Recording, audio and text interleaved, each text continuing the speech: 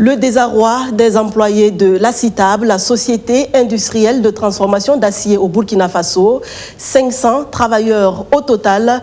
Ils constatent impuissants depuis la semaine dernière la mise sous scellé de toutes les installations de leur entreprise, différents qui opposent leur ancien directeur général à la dite société.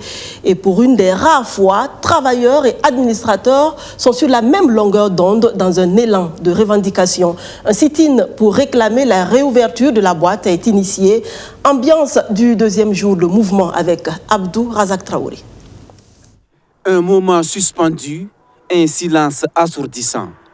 À la société CITAB, la société industrielle de transformation d'acier au Burkina Faso, c'est un fait qui prendra place dans les livres d'histoire de l'entreprise. Toutes les machines, sans exception, sont aux arrêts. Les matières premières chôment. Cette commande de milliers de palettes de tôle destinées à l'exportation au Mali attend toujours d'être livrée. Aucun client ne peut être servi. De l'autre côté de l'entreprise, une atmosphère de deuil règne. Des travailleurs désemparés, le danger est imminent. Ils craignent la perte de leurs emplois.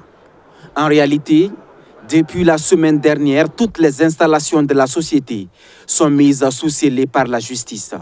Elle condamne la société à verser le montant de 600 millions de francs CFA à son ancien directeur général pour l'avoir licencié abusivement.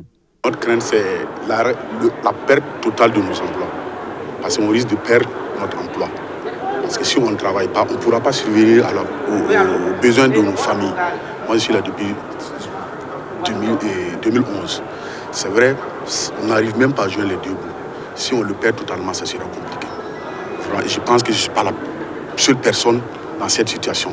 Donc voilà pourquoi vous sentez vraiment qu'il y a le désespoir qui se lit sur le visage de tout le monde. Vraiment, on s'inquiète. Donc on veut interpeller vraiment le premier responsable, si c'est possible, vraiment se penser sur la question. Je sais que c'est des histoires de suicide, nous on ne maîtrise pas ce domaine. Notre inquiétude aujourd'hui, c'est pouvoir conserver nos emplois.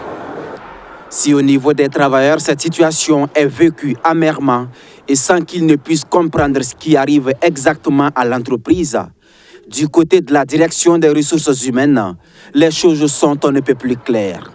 Mais ce qui pique au vif ici, c'est la saisine totale des actifs rendant impossibles les activités. Le directeur des ressources humaines parle d'injustice. Après le rejet de l'appel, l'avocat a immédiatement interjeté en cassation. Mais avant même qu'on ait une décision de cassation, on a vu venir les huissiers.